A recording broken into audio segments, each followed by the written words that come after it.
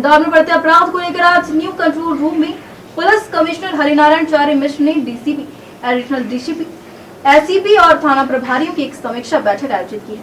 वहीं इस बैठक में संगठित अपराधों पर कार्रवाई करने को लेकर बात हुई, जिसमें मंगलवार रात पुलिस द्वारा एक गुंडा अभियान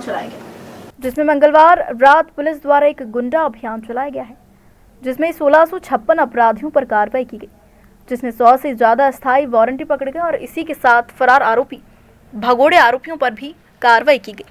वहीं इंदौर पुलिस कमिश्नर हरिनारायण चार्य मिश्र ने बताया है कि आगामी दिनों में आने वाले पंचायत और निगम चुनाव भी एक चुनौती के रूप में पुलिस द्वारा देखा जा रहा है, जिसको लेकर भी पुलिस की समीक्षा बैठक में चर्चा कर रूपरेखा बनाई गई। तो वहीं इसी के साथ पुलिस कमिश्नर ने कहा कि जिन स्थानों में अपराध में कमी आई उसे पुरस्कृत किया जाएगा और जिस थाने में अपराध का ग्राफ बढ़ा उसे गंभीरता से लिया जाएगा। वहीं इंदौर शहर में बढ़ती चोरियों को लेकर भी डीसीपी, एडिशनल डीसीपी, एसीपी और थाना प्रभारियों से चर्चा की गई और रणनीति बनाई गई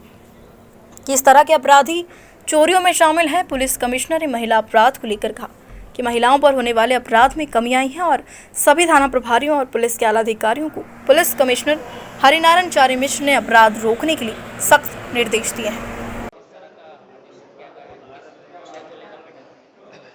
अभी मुख्य तौर पर अपराधों की समीक्षा बैठक और ये प्रतिमा आयोजित होती है। इसमें मुख्य तौर पे सभी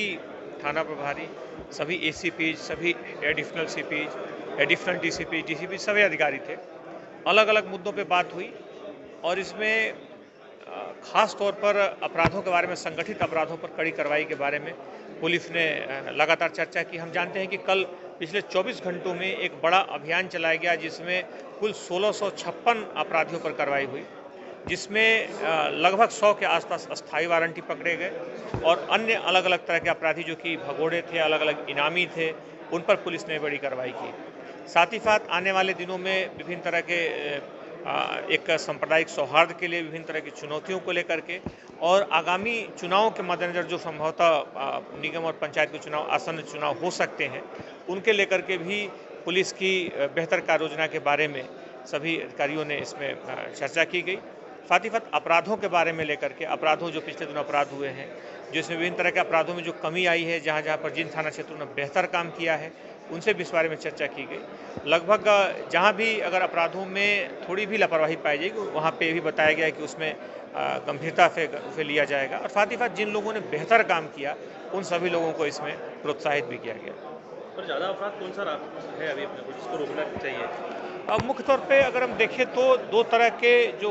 गृहजन, जो प्रॉपर्टी ऑफेंस है, मुख्य तौर पे जो चोरियां हैं, चोरियों को लेकर के हम लोगों ने विशेष तौर पर इसमें किया कि जिन जगहों पे हो रहा है, टाइमिंग्स क्या हैं, किस तरह के अपराधी हैं, अपराधियों की पृष्ठभूमि क्या है। अभी इसमें कार्रवाइयाँ भी हुई हैं, जैसे कि अभी जोन 1 में एक बड़ी कार्रवाई हुई है, जिसमें वाहन चोर लगभग 17-18 गाड़ियाँ अभी पकड़ी गई हैं। आज ही अभी सुबह थोड़ी देर पहले पकड़ी गई है। उसमें कई वाहन चोरों की एक बड़ी गैंग पकड़ी गई है। तो इस तरह के लगातार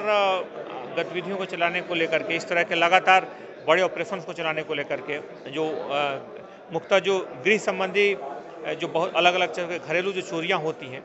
गृह भेदन संबंधी जो घटनाएं होती हैं, उन घटनाओं को लेकर के भी पुलिस बेहतर सतर्कता से काम करे, उसके बारे में भी पुलिस ने अलग अलग मॉनिटरिंग की गई और जिन लोगों ने अच्छा काम किया उन्हें इसके लिए प्रोत्साहित भी किया गया। और कुछ थाना क्षेत्रों में खास तौर पर महिला संबंधी अपराधों में भी कमी आई है, तो उनके बारे में भी जो उन्होंने किस तरह से किया इस बारे में, और मुख्य तौर पर जिन लोगों के यहाँ इसकी वृद्धि हुई है उसके बारे में भी उनसे चर्चा की गई। और आने वाले समय में मुख्य तौर पे कई जगहों पर अपराध को रोकने के लिए कार्य योजना के बारे में भी विस्तृत निर्देश दिए गए। ये मंथली